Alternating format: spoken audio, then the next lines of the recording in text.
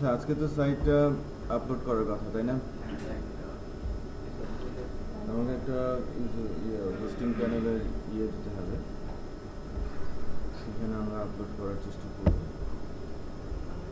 আপনি বলেছিলেন আপনার আছে, আর একজনের আছে বলেছিল।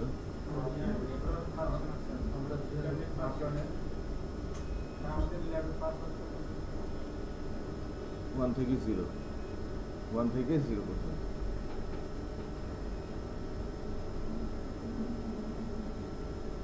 একটু আসেন আপনি।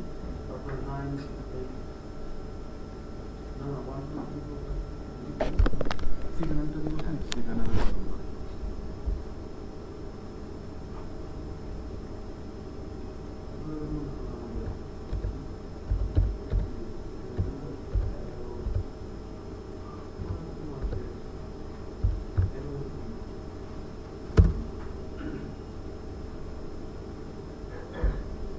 আচ্ছা জনবল তো কম, বাট আমি ইন্টারনেট পাচ্ছি না কেন, কানেক্টেড হয় না কেন?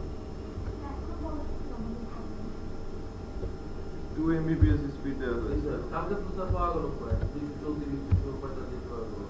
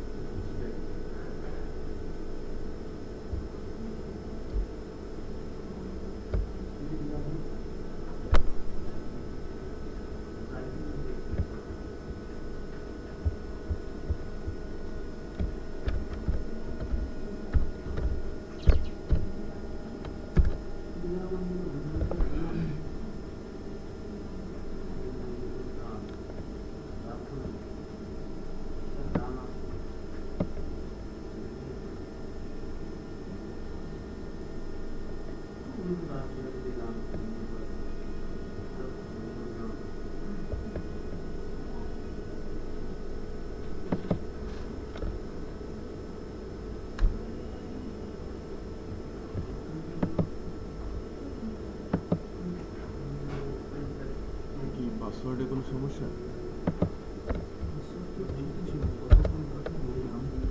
@ও আছে নাকি?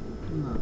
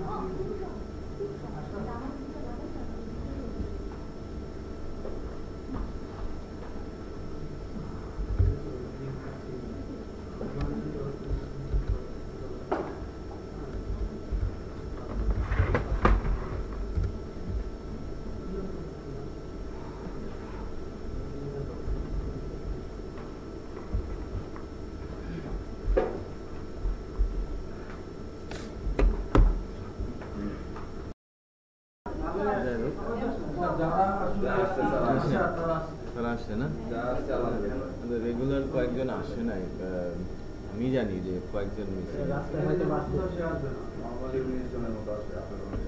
একজন পেছনে, দুইজন, তিনজন,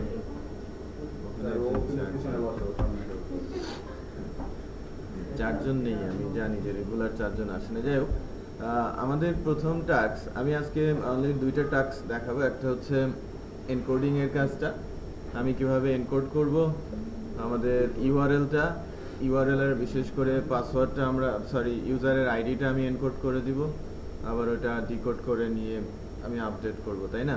আর হোস্টিং করে দিয়ে সেটা আবার টেস্ট করা যে ইমেলটা আদৌ যাচ্ছে কিনা।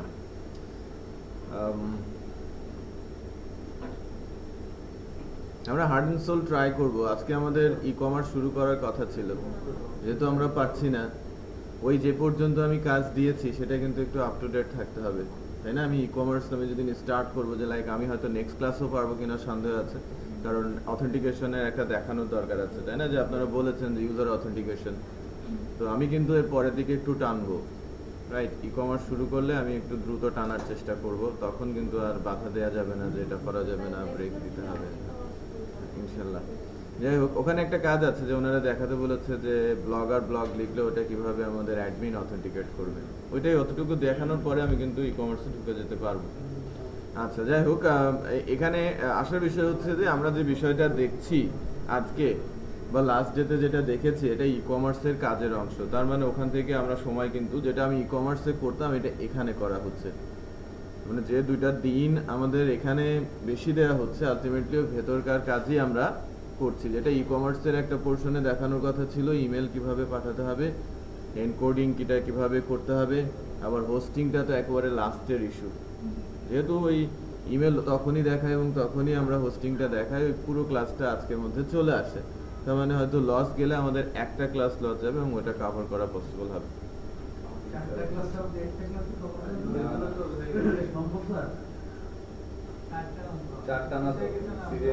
আমরা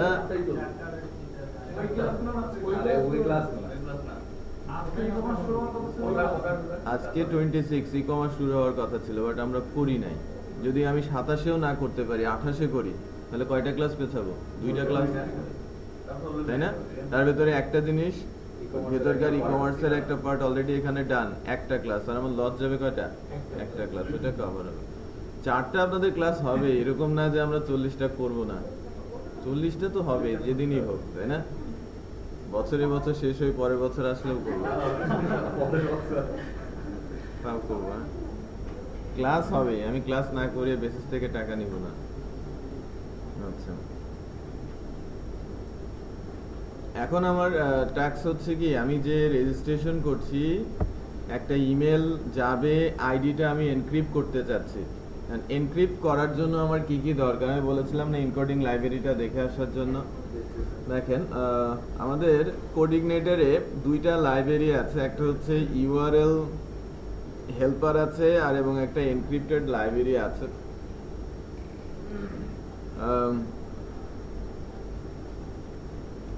এখানে যে কাজটা করা হচ্ছে একটু খেয়াল করি,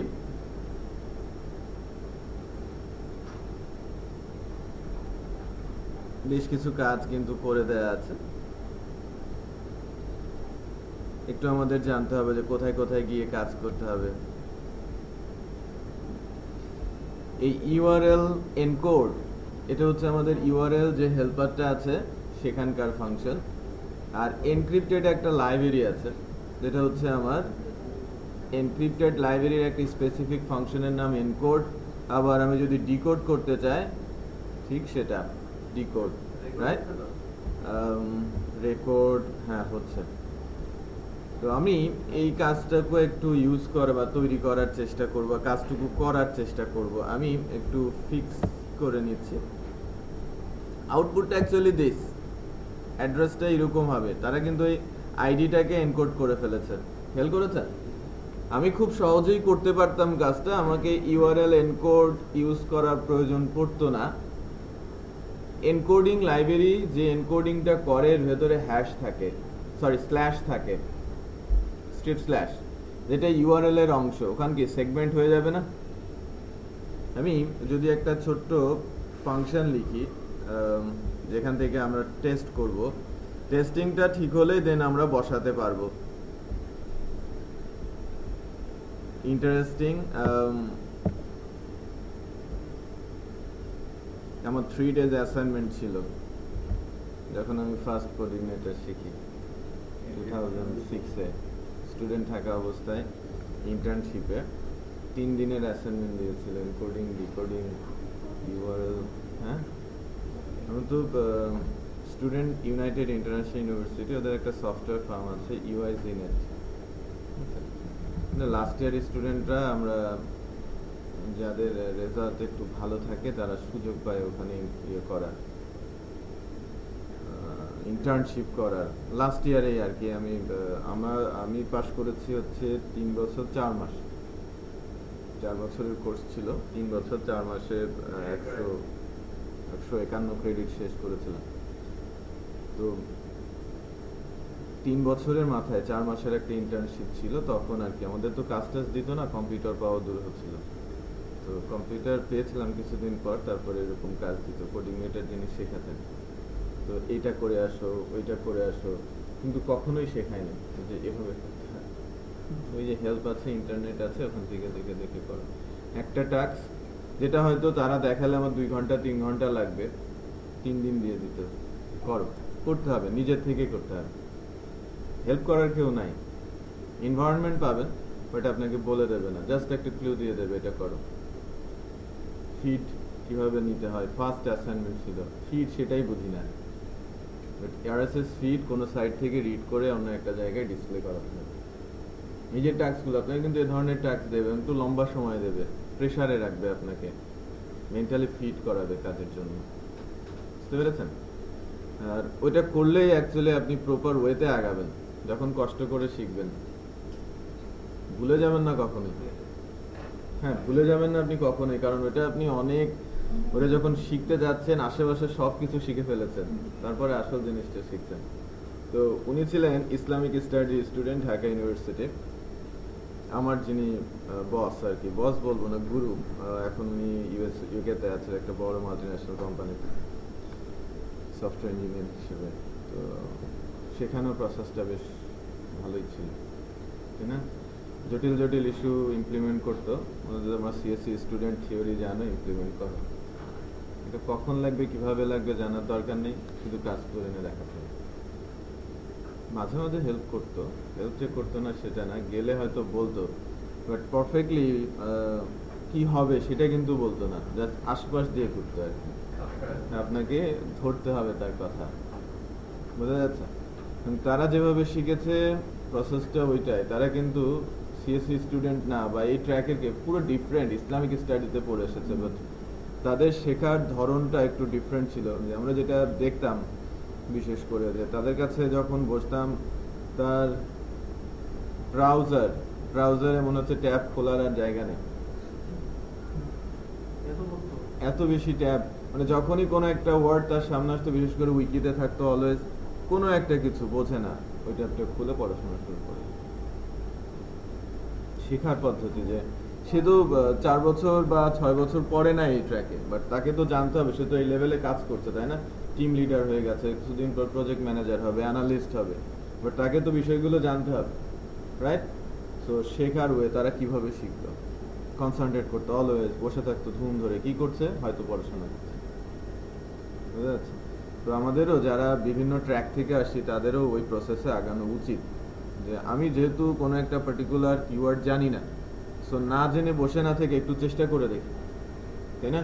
তো ওইটা শিখতে গিয়ে আরো কিছু, ওইটা শিখতে গিয়ে আরো কিছু, তাই না? আপনি যখন উইকিতে যাচ্ছেন, একটা লাইনের মধ্যে 10টা 15টা করে লিঙ্ক, এগুলো তো আমাকে বুঝতে পারতে হবে, তারপরে তো আবার সামনে আগাতে হবে, বুঝছেন না?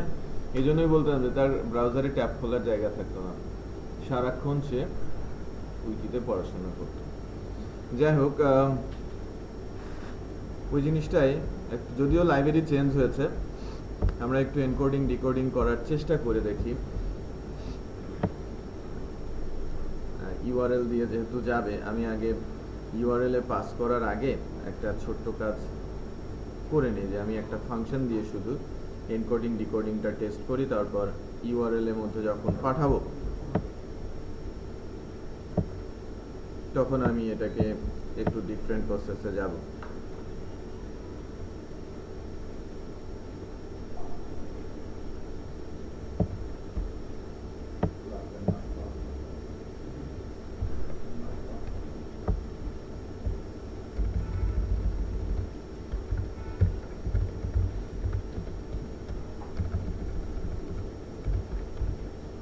এনকোডিং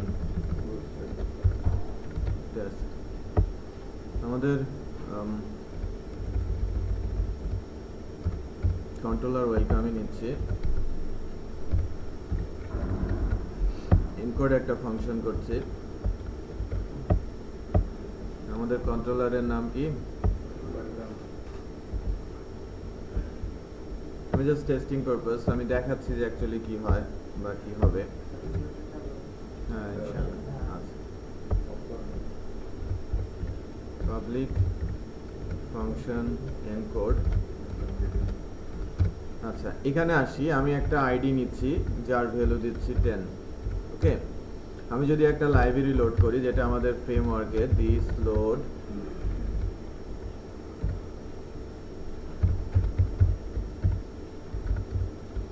লাইব্রেরির নাম হচ্ছে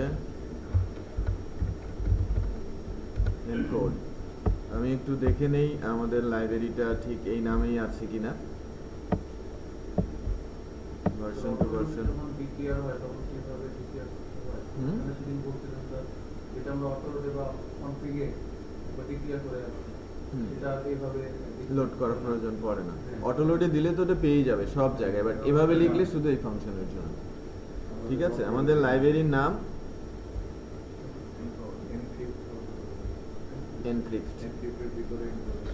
এনক্রিপ্টের ভেতরের ফাংশনের নাম হচ্ছে এনকোড। এনকোড আর ডিকোড। হ্যাঁ, এই এনক্রিপ্ট ইটা ছোট হাতের হয়।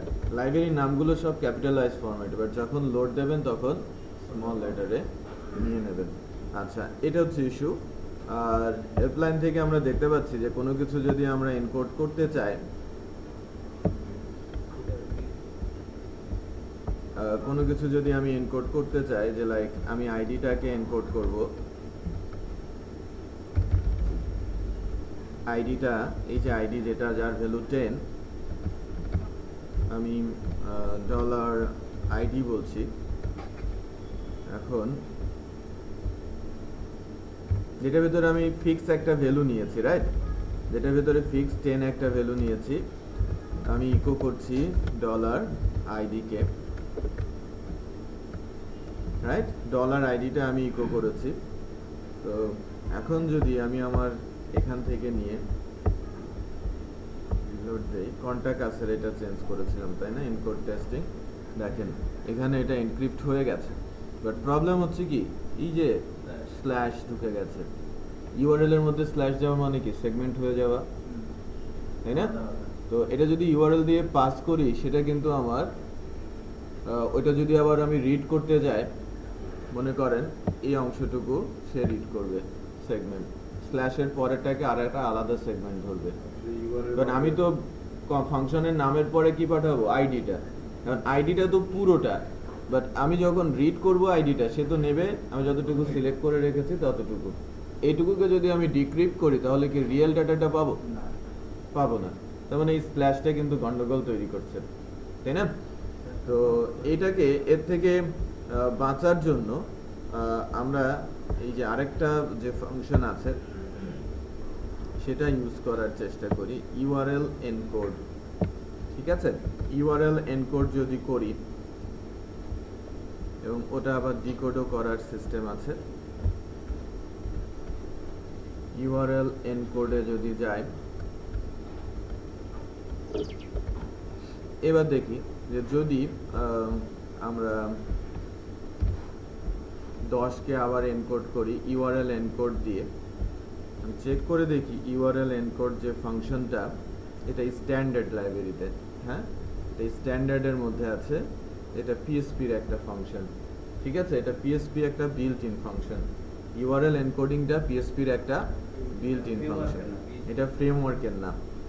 তো তো এবার আমি যদি এনকোড করি, দেখেন এটা কত আসে, এটা এনকোডেড ডাটাটা আবার ইউআরএল এনকোড করাতে 10। এখন এখান থেকে যাই,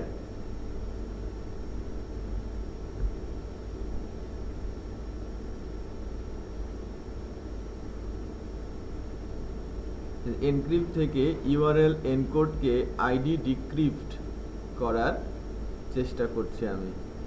হ্যাঁ,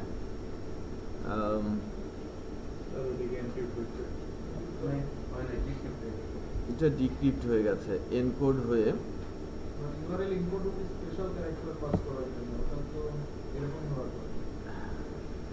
দেখি দাঁড়া একটু আমরা চেক করে নিই।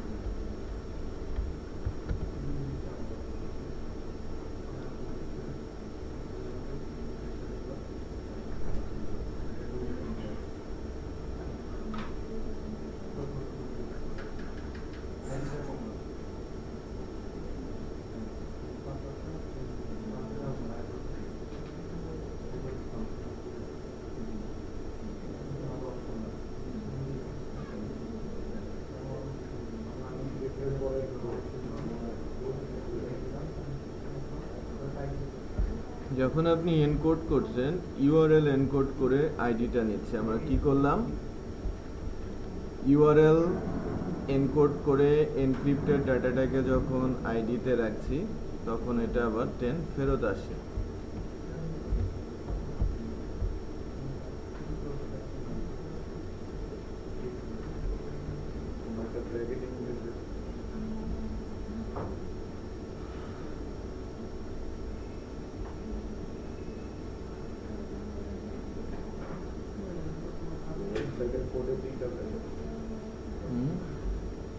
না, ব্র্যাকেট তো এখানে দুইটা।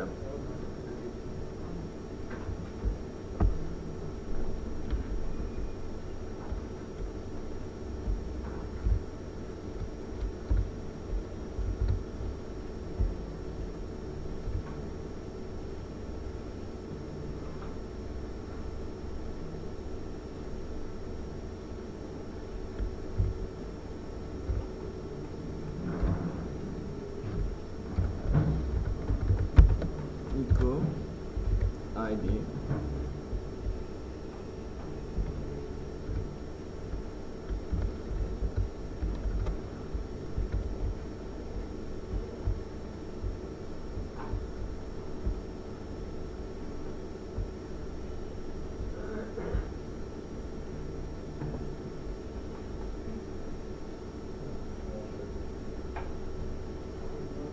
একটা ভ্যালু দেখানোর কথা না তো।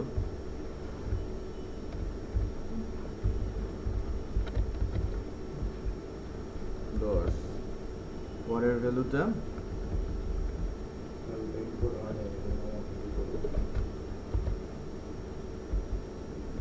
এর ভ্যালু 9।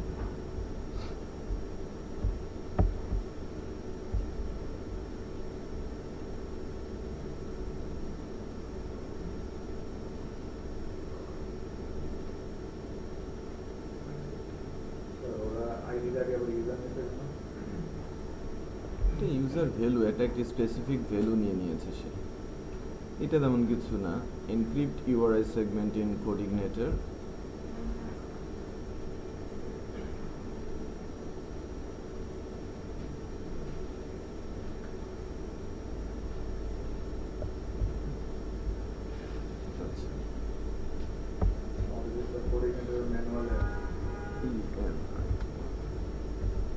দুইটা ভেরিয়েবল নিচ্ছে, একটাতে ভ্যালু আর একটাতে ইনপুট এনক্রিপ্ট করে রাখছে।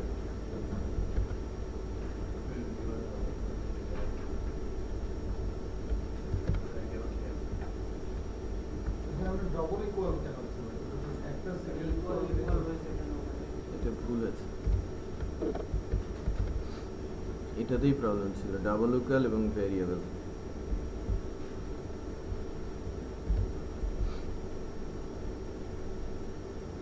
দেখেন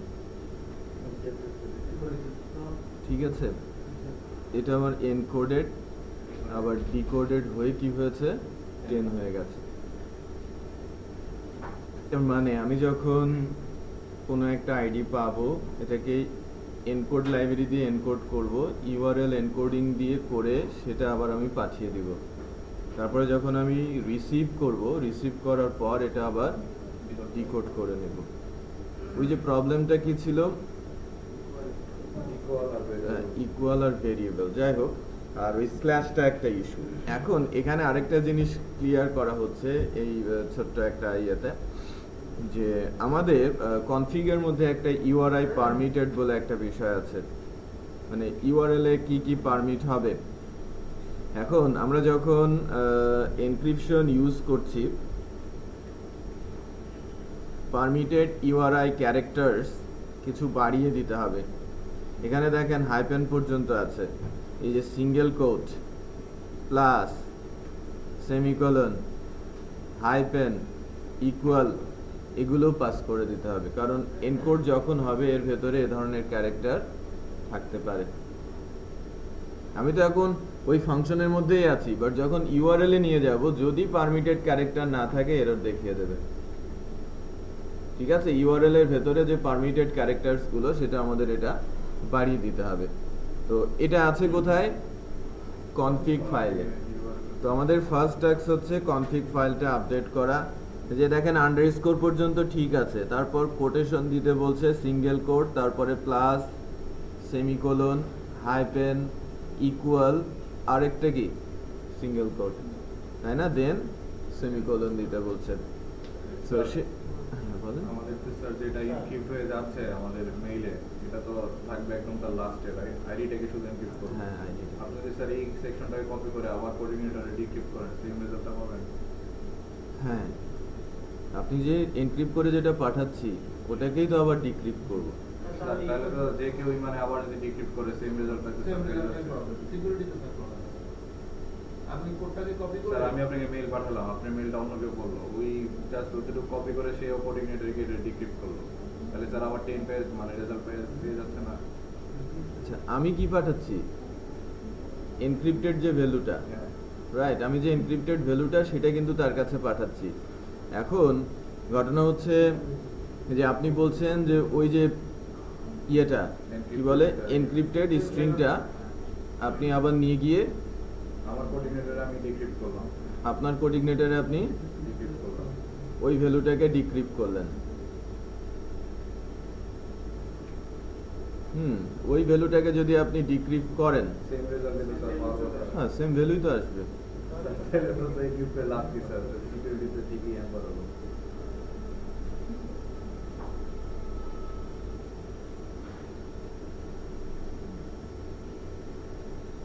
দেখেন, আমরা ইউজ করছি এনকোডিং এবং ডিকোডিং। আমি যদি এনকোডিং এর ডিকোড করতে না পারি, তাহলে ওই এনকোড করে আবার কিভাবে আমি চিনবো যে কাকে এনকোড করেছিলাম? এটা তো আর ওয়ান ওয়ে এনকোডিং না, যে আপনি এনকোড করে দিলেন তারপর এটা ডিকোড করা যাবে না। এখন একটা জিনিস আপনার হতে পারে যে আপনি যেটা পাঠাচ্ছেন সেটা হয়তো প্রপার ওয়েতে না হয়ে, লাইক ওখানে একটা ইস্যু আছে যে সিকিউরিটি সল্ট বলে একটা বিষয় আছে, যে সল্ট অ্যাড করে দেয়, আবার ওই সল্টটাকে আবার রিড করে নেয়, বের করে ফেলে। মানে গার্বেজ একটা অ্যাড করে দেওয়া হয়, ওই গার্বেজটা আবার রিড করে নেওয়া হয়। ঠিক আছে, গার্বেজ একটা রিড করে নেওয়া হয়। তো এই ক্ষেত্রে এই কাজটাও এখানে করা যেতে পারে। আমরা যে এনকোডিংটা ইউজ করছি, এনকোডিংটা আবার ইউআরএল এনকোড দিয়ে ইউআরএল এর মতো করে নিচ্ছি। এখানে যদি আলাদা স্যার আমাদের ম্যানুয়ালে বলছে আরেক টাইপের করা যায় এনক্রিপ্ট, কয়েকটা অ্যালগরিদম নাম বলতে পার, নোডসের নাম, এগুলো তো কি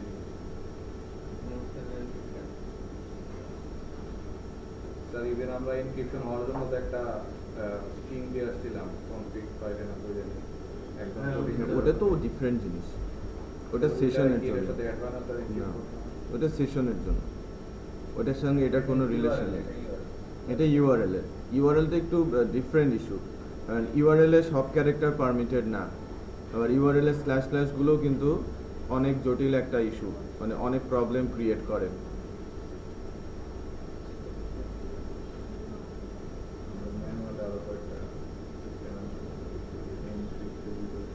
দেখেন আমি একটু বলি যে লাইক আপনি যদি ওইটা ডিকোড করেন, ভ্যালুটা ডিকোড করেন, তো সেক্ষেত্রে ওই নাম্বারটা দিয়ে আপনি কি করবেন? আপনি লাইক আমি এনক্রিপ্টেড করলাম, আমি কোঅর্ডিনেটর দিয়ে আবার ডিকোড করলেন, তারপরে আপনি কি করবেন? ইউআরএল নাম্বার নেই কি করবেন? স্যার তাহলে যদি স্যার এটাই হয় তাহলে স্যার আমরা প্রথমেই তো এনক্রিপ্ট না করে ডাইরেক্ট নাম্বারই পাঠাতে পারি। না, আমি যদি নাম্বার পাঠাই তো সেক্ষেত্রে একটা ইস্যু যে আমি নাম্বার ধরে ধরে হয়তো একটা অ্যাকশন করার চেষ্টা করতে পারি, যদিও আমাদের কন্ট্রোলার প্রোটেক্টেড, কন্ট্রোলারের ফাংশনের মধ্যেই তো আসছে, সে কোনো ইনজেক্ট করতে পারবে না, তারপরে আমি ধরে নিচ্ছি কেউ ইনজেক্ট করবে। লাইক আপনি 10 পাঠাচ্ছেন, তো আমি এনকোডিংটা পাঠিয়েছি, আপনি এটা কনভার্ট করে মনে করলেন যে 10 হলো, 10 করে যদি আপডেট করার ওখানে আসেন 10টা তো আবার ডিক্রিপ্ট হবে, রিয়েল ভ্যালু কি পাবে? আমার তো ফাংশনটা কি করছে, ওটাকে আবার উল্টো আবার রিভার্স করছে না, যে বোঝা যাচ্ছে? আমি তো এনকোডিং করে পাঠিয়েছি, এনকোডিং ডাটাটাকে আবার ডিকোড করে দেন না আমি ডেটাবেজে নিয়ে যাব। আপনি না হয় নাম্বারটা পেয়ে গেলেন, আইডিটা পেয়ে গেলেন, যে আপনি ডিকোড করলেন, আপনি কোঅর্ডিনেটর জানেন, ধরে নিচ্ছি রাইট, আপনি কোঅর্ডিনেটর জানেন, অথবা আপনি চেষ্টা করছেন হ্যাক করার। তো প্রথম কাজ আপনার প্রোটেকশনটা আসবে কন্ট্রোলার থেকে, যেটা হচ্ছে আপনার বেস পাথ। মানে ডিরেক্ট ইউআরএল যখন হিট করবেন হ্যাম্পার্ড করার জন্য, আপনি শুধু ওই আইডিটা হিট করে কি করবেন? তাকে অ্যাক্টিভই তো করে দেবেন, তাই না? তাকে অ্যাক্টিভই তো করবেন, অথবা ইনঅ্যাক্টিভকে আপনি অ্যাক্টিভ করার চেষ্টা করবেন। যে মনে করেন যে আমার আইডি 10 এসেছে, আমি আরো একটা অ্যাকাউন্ট খুলেছি, সেটা হচ্ছে আমার আইডি 11 হওয়ার কথা, তাই না? 11 হওয়ার কথা। তো আপনি একটা সিকিউরিটি লিংক পেলেন, এখানের জন্য একটা লিংক পেয়েছেন, বাট আপনি এটা আপনার ইমেল ভেরিফিকেশন যদি আপনার ইমেলে না যায়, আপনার যে আইডি 11 এবং এটা এনকোডিং হয়ে এসেছে সেটা কিন্তু আপনি জানেন না। আমি ধরে নিচ্ছি যে আপনার 11 আপনি অন্য কারো ইমেল অ্যাড্রেসে দিয়ে আপনি অ্যাকাউন্ট রেজিস্ট্রেশন করে ফেলেছেন, সঙ্গে সঙ্গে দুইটা বাটন ধরে রেখেছেন, ওইটা প্রেস করার পর আরেকটা প্রেস করেছেন, দুইটা অ্যাকাউন্ট আপনার, একটা আপনার ইমেল অ্যাড্রেস দিয়ে আরেকটা অন্যজনের, বাট আপনি চেষ্টা করছেন ওই ইমেল অ্যাড্রেসের থ্রুতে আমার অ্যাকাউন্টে অ্যাক্টিভ করে নিতে, এই তো। তো এখন আপনি যখন 10 এর জন্য এনকোডিং পেয়েছেন, এটা ক্লিক করার পর ফাংশনে এসে কি হবে? এটা ডিকোড হয়ে 10 হবে, দেন আমার এটা আপডেট হবে।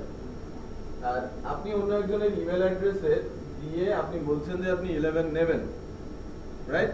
বাট তার কাছে যে স্ট্রিংটা গেছে সেটা তো আপনি জানেন না, ওই স্ট্রিংটা যদি এখানে না পাঠায় ওটা কি 11 করতে পারবে? কারণ এই ফাংশনটা কি করছে? ডিকোড করছে, সেটা বোঝা যাচ্ছে?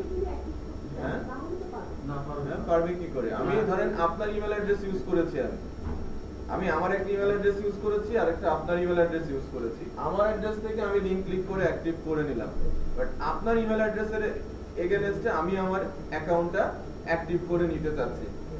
এতটুকুই তো পসিবল, তাই না? আমার সাইটে আমাকে প্রবলেম, আমার এনকোডিং কেন করছি, আইডিটা কেন প্রোটেক্ট করে দিচ্ছি, যাতে আমার আইডিটা কেউ না দেখতে পারে, রাইট? যেমন আইডি নেওয়ার পর কতটুকু আমাকে প্রবলেম তৈরি করবে আমার অ্যাপ্লিকেশনে, আমাকে কতটুকু প্রেসারে ফেলবে কেউ যদি আইডিটা রিট্রিভ করে, তারে আমরা একটা ক্লারিফিকেশনে যাচ্ছি। প্রথমত আপনি লাইক ইউআরএল এ আপডেট ফাংশন দিয়ে 11 দিলেন, রাইট? আপডেট ফাংশন দিয়ে 11 প্রেস করে আপনি চাচ্ছেন যেন আপনি আপনার অ্যাকাউন্টে অ্যাক্টিভ করে নিতে, আদৌ কি আপডেট হবে? না, এটা তো এনক্রিপ্টেড, 11 কে সে ডিক্রিপ্ট করবে, ডিক্রিপ্ট করার পর এমন একটা ক্যারেক্টার হবে সেটা কি ডেটাবেসের সঙ্গে মিলবে? মিলবে না, ওইটাই হবে, তাই না? ওই স্ট্রিংটাই আপনার এখানে প্রেস করতে হবে, বাট স্ট্রিংটা ওনার ইমেল অ্যাড্রেসে আছে, আমি তো জানি না, বোঝা যাচ্ছে? তো ওইটা একটা ইস্যু।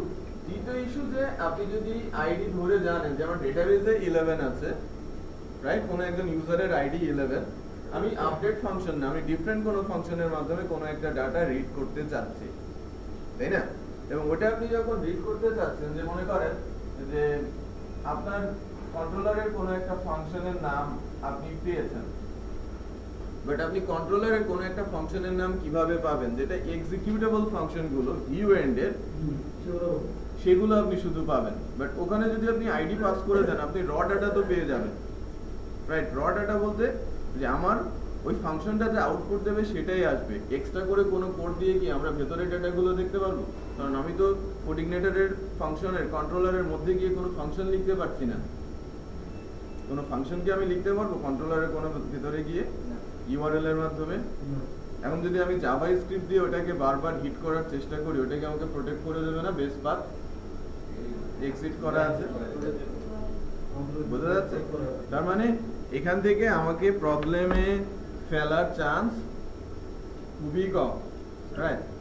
স্যার এসকিউএল এ যদি ইনজেক্ট করে স্যার আমি এসকিউএল ইনজেক্ট করতে পারি যে আমার এখানে ট্র্যাকিং নাম্বারটা থাকে, তাহলে তো স্যার ওই ইউজারের স্পেসিফিক লোকেশন আমি বের করে ফেলতে পারবো স্যার। বের করে লাভটা কি? ডেটাবেস তোমার হাতে, তুমি একটা ইউজার না না না, আমার ডেটাবেসটা আপনি কিভাবে জানেন? এসকিউএল তো হ্যাকিং করা যায়।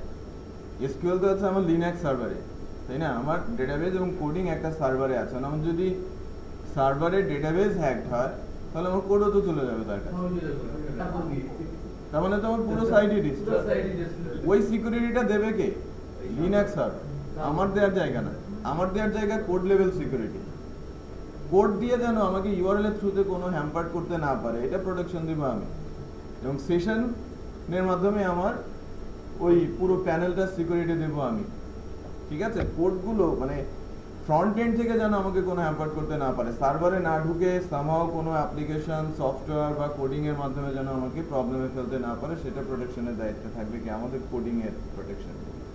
স্যার সেশনের মধ্যে যে ওই যে একবার আইডি পাসওয়ার্ড ছিল স্যার, ওইখানে কি আমি এনক্রিপ্ট করে দিতে পারবো? মানে ইউআরএল যে আইডিটা লাস্টে, ওটাও পারে, ওটা পরে ডিকোড করে নেবে। যাই হোক, এটা ছিল একটা এন্ড। আমরা এনকোড এবং ডিকোডের যেটা দেখলাম, এখন আমরা যখন যেখান থেকে ইমেল করছি ওখানে এনকোড করার চেষ্টা করব, মানে আইডিটা আমি এনকোড করে দিব। স্যার এরকম কিছু করা যায় না যে আমরা ফিক্স করে দিলাম এটা রেজিস্ট্রেশন হবে, সেই ইমেল অ্যাড্রেসে কেবলমাত্র ওই আইডিটা ইনপুট ডিক্রিপ্ট করতে পারবে? সেটাই তো করছি আমরা। অন্য কোনো ইমেলে তো যাবে না, আমি ওই ইমেলেই তো পাঠাচ্ছি। আপনি যে বললেন যে অন্য একটা ইমেল অ্যাড্রেসে দিয়ে আমি চেষ্টা করবো, এটা সম্ভব হবে কিনা? আমি তো আপনার ইমেল অ্যাড্রেস জানি, আমি রেজিস্ট্রেশন করে ফেলতে পারবো না? হ্যাঁ, আপনি সেটা পাঠিয়ে দিতে পারবো। আমি তো ওইটাতে ঢুকতে পারছি না। আমার কাছে তো অনেক ইমেল আসে মাঝে মাঝে, অনেক সাইটে আমার ইমেল অ্যাড্রেস দিয়ে রেজিস্ট্রেশন করে দেয়, আমাকে বলে অ্যাক্টিভ করো। আমি তো জীবনে ওই সাইটে ঢুকি নাই, বোঝা যাচ্ছে? আপনার ইমেল ইমেল করা যায় থার্ড পার্টিকে? হ্যাঁ, করাই যায়। এটা তো আমি নিজেও করছি। হ্যাঁ, আমিও সার্ভার থেকে করেছি। ঠিক আছে, যে আপনার ইমেল অ্যাড্রেস আমি ইউজ করবো, আপনার ইমেল অ্যাড্রেসটাতে হাজার হাজার ইমেল চলে যাবে, যা বকাঝকা সব আপনার কাছে যাবে, মানে আমার জানার দরকার নেই। আবার মাঝে মাঝে দেখা যায় যে বিভিন্ন সাইটে রেজিস্ট্রেশন করেছে, ওই ইমেল অ্যাড্রেস দিয়ে দেয়, বাট অ্যাক্টিভেশন লিঙ্ক তো ওখানে থাকে, অ্যাক্টিভ করতে তারা পারে না।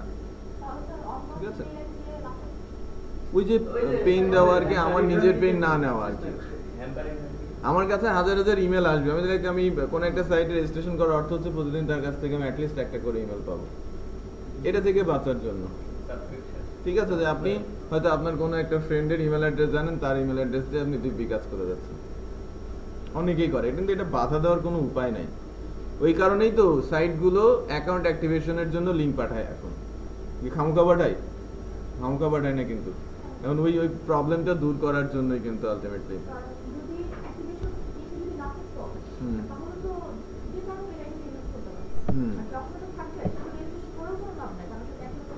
অ্যাক্টিভ করতে পারবে না।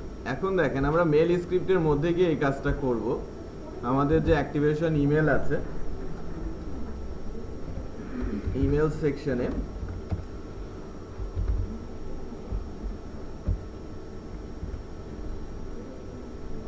আমরা ওই যে খামোখা একটা ফাংশন লিখেছি, তাই না? ওই খামোখা ফাংশনটা এখন এখানে ইউজ করার চেষ্টা করব।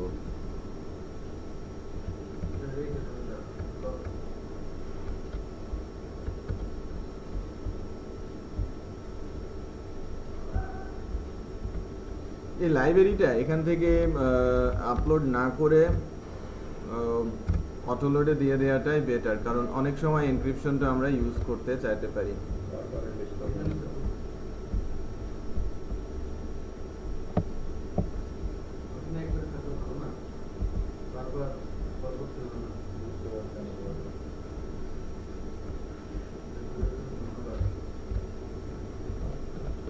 ঠিক আছে, এনক্রিপ্ট করে দিলাম।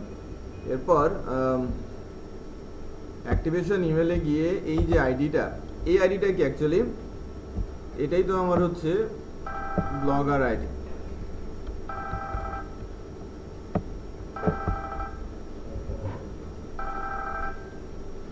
হ্যালো হ্যালো, হ্যাঁ হ্যাঁ বলেন। হ্যাঁ হ্যাঁ হ্যাঁ, আচ্ছা শোনো, আজকেও জুম লাইভ হবে, নেক্সট ক্লাস থেকে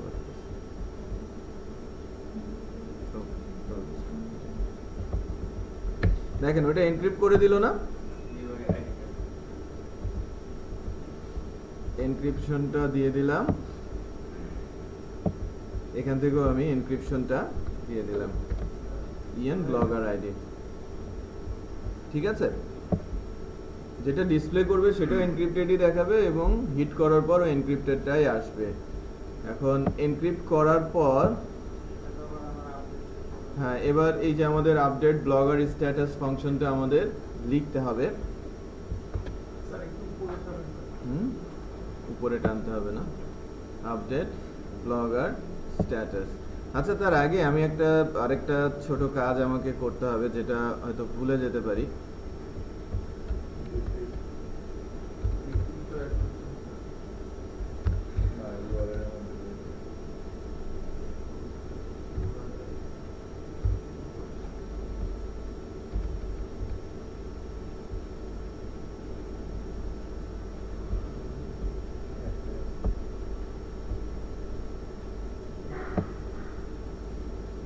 পারমিটেড ক্যারেক্টার, শুধু পারমিটেড ক্যারেক্টার আছে, এই যে পারমিটেড ইউআরআই ক্যারেক্টারস।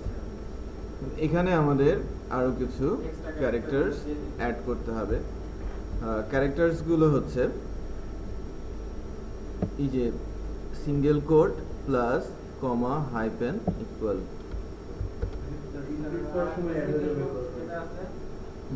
ওইটা তো অ্যাকচুয়ালি এই কোটেশন আর এই কোটেশন, দুইটা কোটেশন। আচ্ছা, এই যে স্ল্যাশ যেটা, এটা একটু খেয়াল করেন। হ্যাঁ না আছে, তারপরেও অনেক প্রবলেমের ইয়ে করবে। এটা তো অ্যালাউড, স্ল্যাশ না থাকলে কি হবে?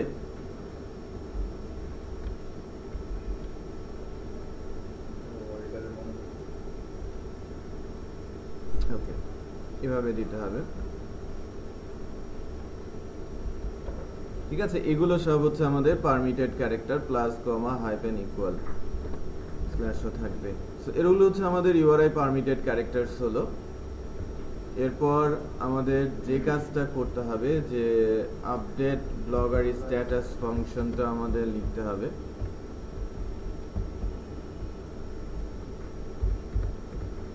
Public function update blogger status, এখানে কি হবে? EN blogger ID. ব্লগার আইডিটা ফেরত পাবো কখন? ডিকোড করার পর। যখন আমি ডিকোড করব, ডিকোডটা করব কি, আমার এনক্রিপ্টেড ব্লগার আইডিটাকে আমি যখন ডিকোড করে দিব, এই ব্লগার আইডিটা এখন আমার রিয়েল আইডি হিসেবে আসবে, তাই না? এবং এটা ধরে এখন this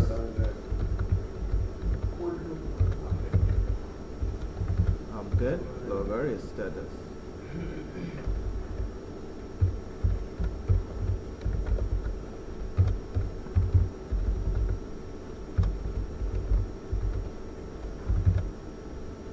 Update blogger status.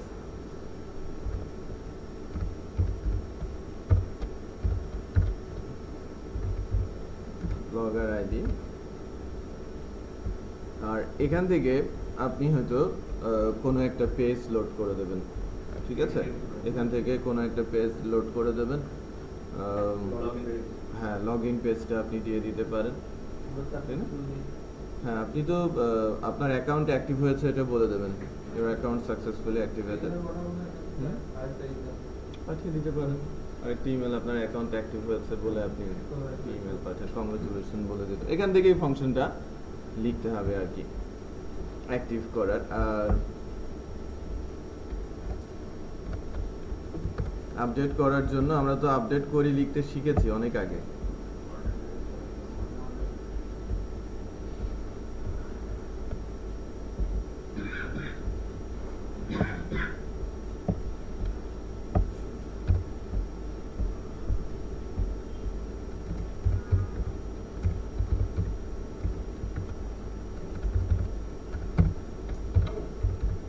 this db where blogger id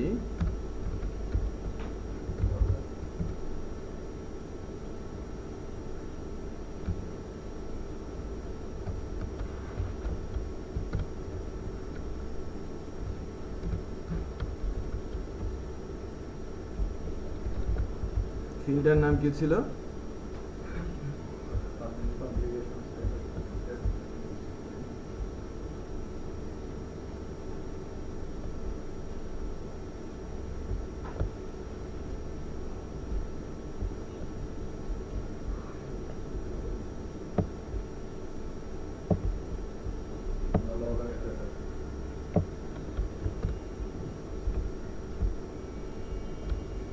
blogger স্ট্যাটাসের ভ্যালু হয়ে যাবে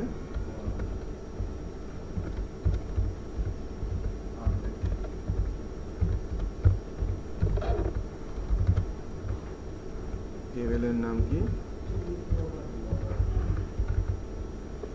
তাই না? আমার এটা আপডেট হয়ে যাবে, তখনই তো আপনি অ্যাক্টিভ ইউজার হয়ে গেলেন। বাট লগ ইন করার সময় আমাদের হোয়ারে টেস্ট করতে হবে ব্লগারের স্ট্যাটাস কি, 1 3টা কন্ডিশন হবে, ইউজার আইডি মিলতে হবে, পাসওয়ার্ড মিলতে হবে এবং স্ট্যাটাসও 1 হতে হবে।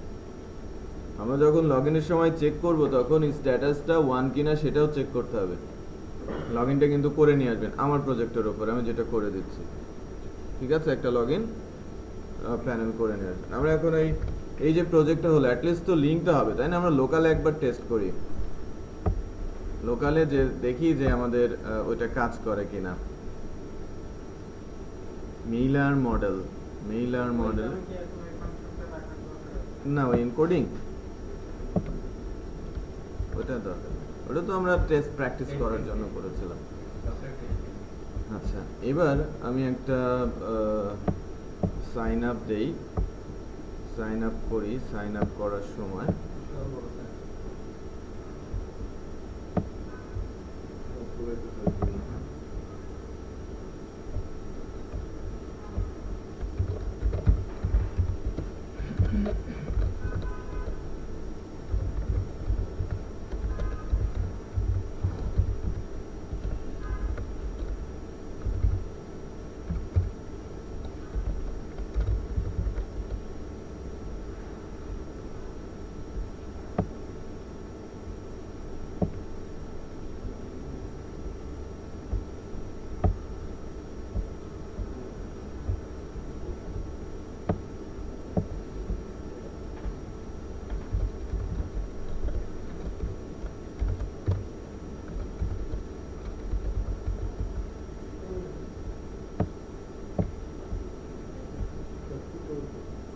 দেখেন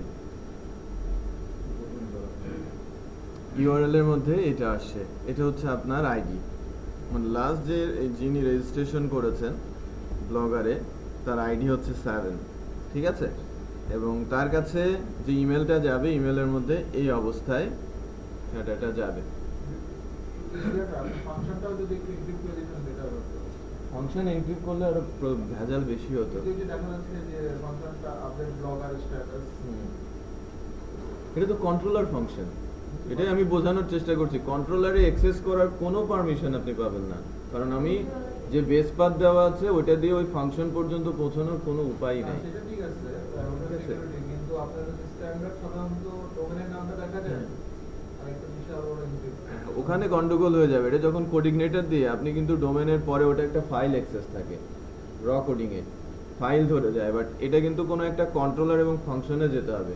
কোন কন্ট্রোলারে আপনি যাবেন, এটা যদি আপনার যদি একটা এনক্রিপ্ট করেন, ওখানে ফাংশন নেম আইডি আবার সেগমেন্ট করতে অনেক ভেজাল হবে, ঠিক আছে? সো এখানে ওই প্রসেসে যাওয়াটা একটু কঠিন। আচ্ছা আমি হিট করি, আপডেট হয় কিনা দেখি।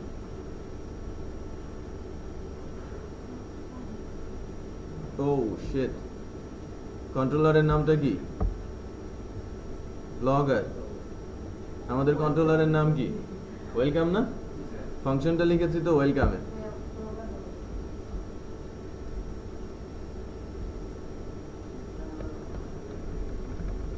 ও উল্টাপাল্টা হয়ে গেছে তো, ওই মডেলটাও তো আবার ওখানে লিখে ফেলেছে।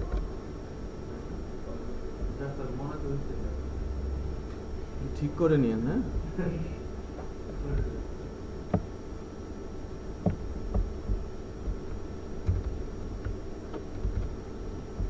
এবার তো কাজ করার কথা।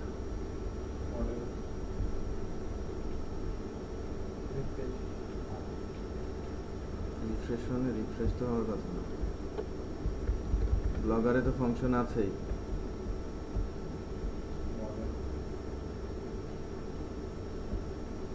আমি যদি রিলোড দেই তাহলে আরেকটা আইডি জেনারেট,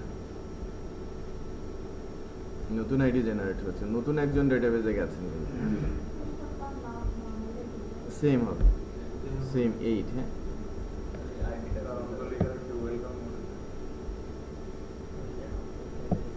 ফাংশনটা তো আমি ব্লগারে দিয়ে দিলাম, আপডেট ব্লগার স্ট্যাটাস কি ফাংশনটা দিয়ে দিলাম না?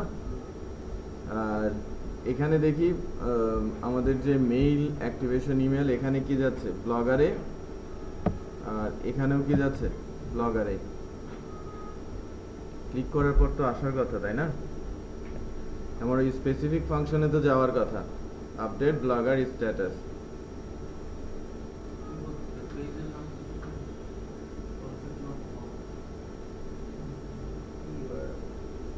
localhost 10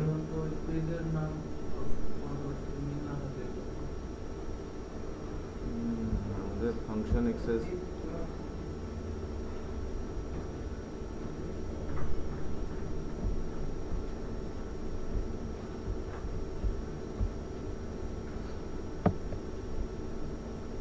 আপডেট হয়নি। ব্লগার কি আমাদের কন্ট্রোলারের নাম?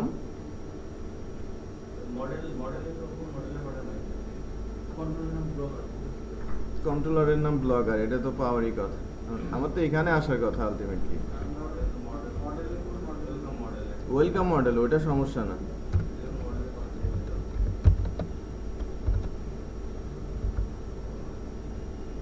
EN blogger ID exit, click করার পর এখানে ঢুকে কিনা দেখি।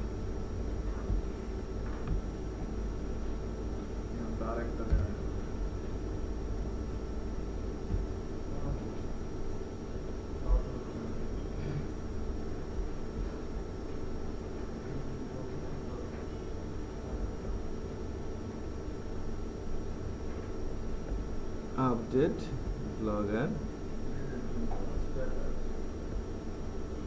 ঠিক আছে, আমাদের প্রজেক্টের নাম ঠিক আছে না?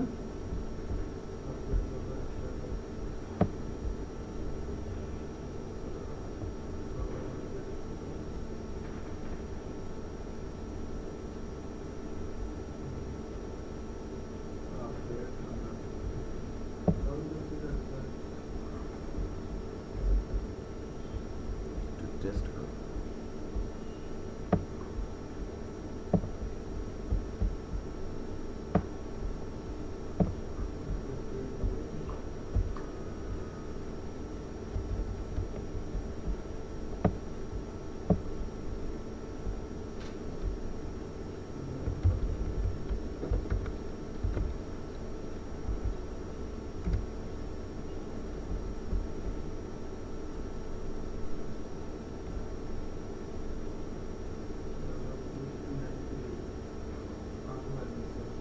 না আমি তো আর্গুমেন্ট দেই নাই, সেক্ষেত্রে তো ঠিকই আছে।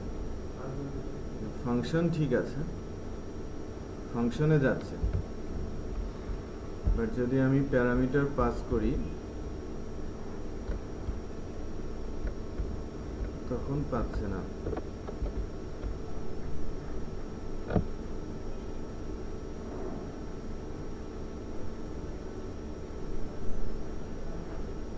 Update blogger status.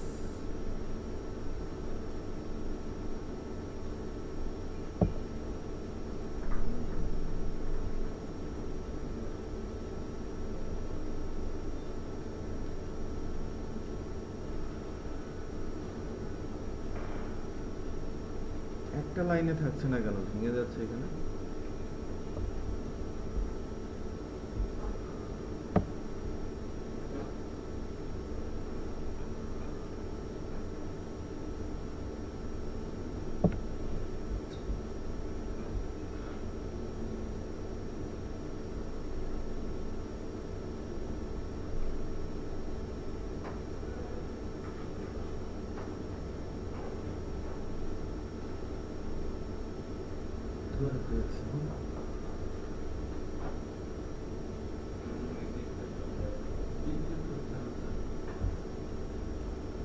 না দেখি,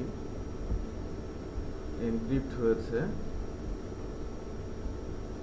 এনক্রিপ্টেডটা এবার আমি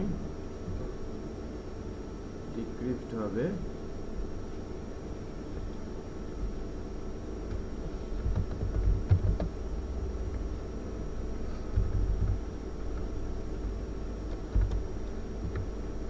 ব্লগার আইডি এক্সিট, রিলোড দেই। 10 লাস্ট আইডিটা 10ই হওয়ার কথা। 10, হ্যাঁ এক্সিট করেছি, 10 হয়েছে। 10 এটা আপডেট করবে।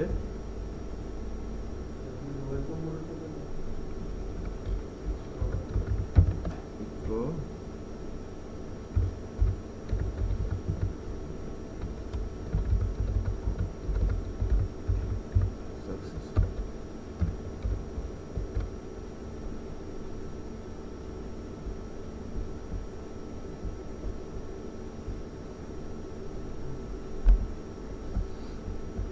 ঝামেলা ছিল, কোনো একটা স্পেস ছিল।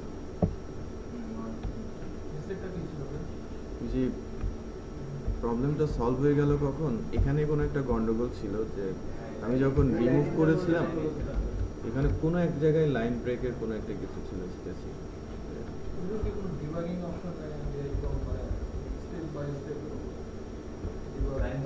আপনি ধরতে পারেন এডিটর ডিবাগিং আছে,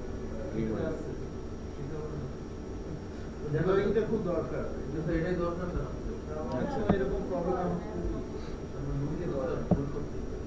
এটা ডিবাগিং করা হয় মূলত লজিক্যাল মিস্টেক ধরার জন্য, ঠিক আছে?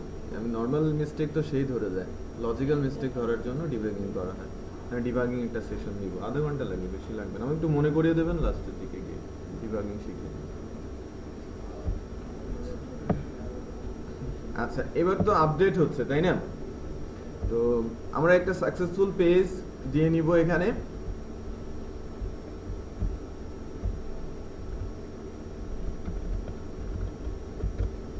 এবার আমরা একটা কাজ করতে পারি যে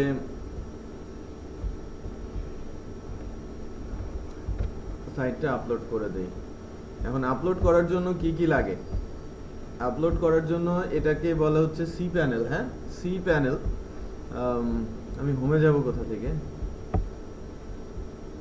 এটা আমার হোম, ঠিক আছে?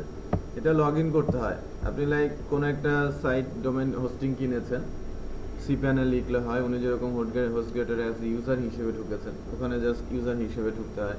আবার যদি নর্মাল কোনো প্যাকেজ আপনি কিনেন, যে লাইক এরকম কোনো একটা ডোমেন, আপনি তার পাশে স্ল্যাশ দিয়ে সি প্যানেল লিখলেন, সি প্যানেলটা চলে আসবে। দেন আপনি ইউজার আইডি পাসওয়ার্ড দিয়ে লগ ইন করবেন, ঠিক আছে? আচ্ছা, তো যাই হোক, এটাকে বলা হচ্ছে কি হোস্টিং প্যানেল, আর এই অংশটা হচ্ছে তার ডোমেন। এটা আলাদা জিনিস, এটাও পারচেস করতে হয়, মানে ডোমেনও আমাকে পারচেস করতে হবে, কিনতে হবে। এটা মিনিমাম 1 ইয়ার রেজিস্ট্রেশন পিরিয়ড দিয়ে কিনতে হয়। আর হোস্টিংটা এটাও অ্যানুয়াল প্রসেসিং, যে 1 বছরের জন্য আপনি হোস্টিং নিলেন, তারপর বছর বছর কি করছেন, রিনিউয়াল করছেন। তারপর নতুন জিনিস কিন্তু একটু লাভ। হ্যাঁ, একটু বেনিফিট আছে, বাট আমাদের দেশে না, ওটা বাইরের দেশ থেকে দেয় আর কি। আর এটা কিন্তু $245 দিয়ে 3 বছরের জন্য। যত খুশি তত host. $245 $245 unlimited hosting, unlimited data, unlimited bandwidth, everything. $250, তাই না? তার মানে 20,000 টাকা মতো।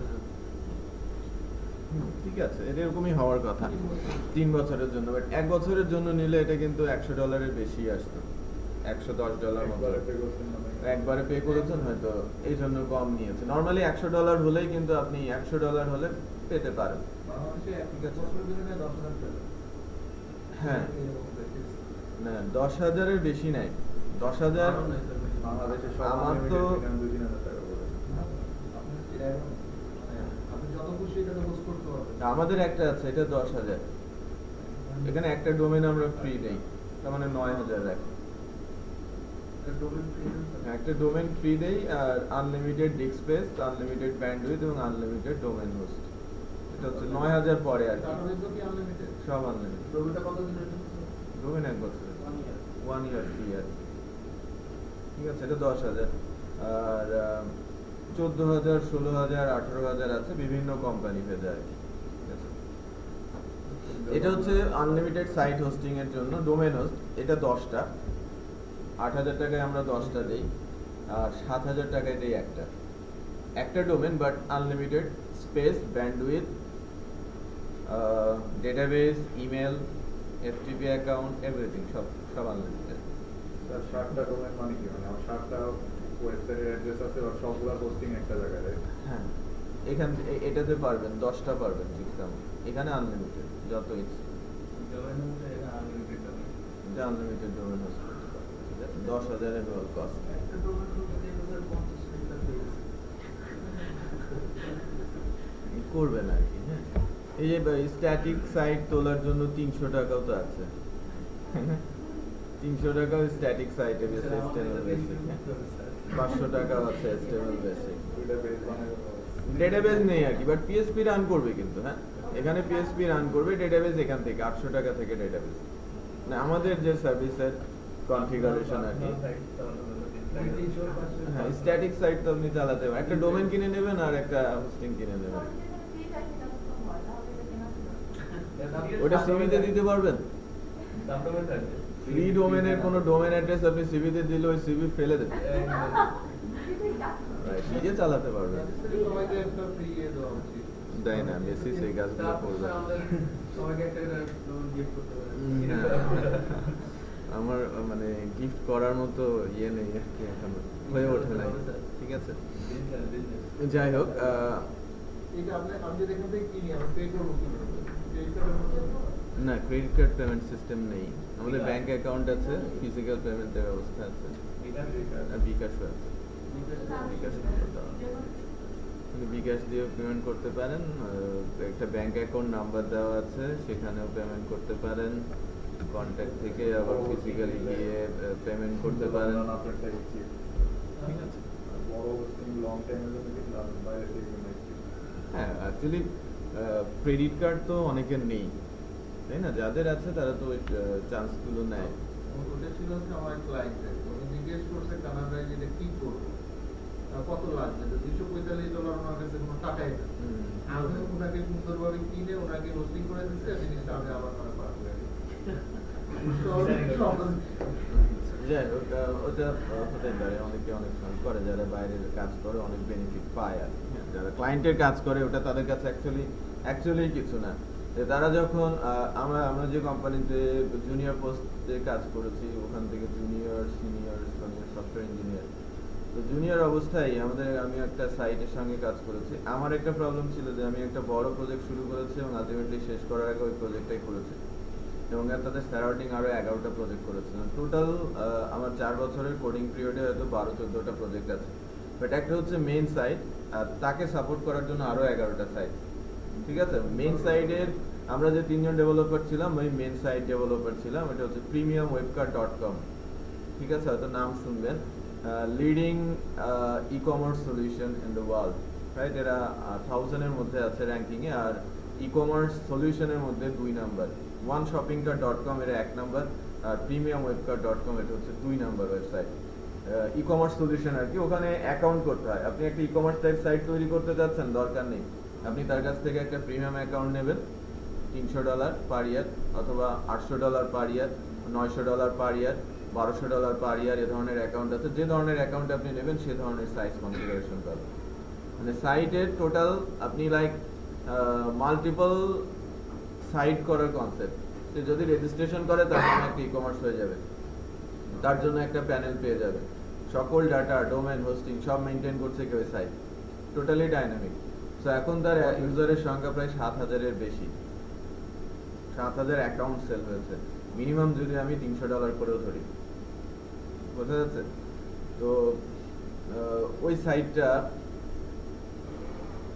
যে বিষয়টা বলছিলাম, যে ফার্স্ট লঞ্চিংয়ে আমরা যে 8-9 জন মতো কাজ করেছিলাম, কোড ডেভেলপার আর সারাউন্ডিং মার্কেটিং ডেভেলপার্সরা ছিল। তো উনি যেদিন আসেন, আমাদের দেশ থেকে তো লঞ্চিং হয়েছে, উনি কিন্তু ওই লঞ্চিংয়ের সময় আসছিলেন ইউএসএ থেকে। তো সবার জন্য কিন্তু একটা করে, ওই সময় 2006-এ আইপড নিয়ে আসছিল 16 GB, অ্যাপেলের আইপড ছিল, কিন্তু এটা তখন অনেক এক্সপেন্সিভ ছিল, এখন তো না, অনেক এক্সপেন্সিভ ছিল। ব্ল্যাক কালার আর সিলভার কালারের আইপড ছিল।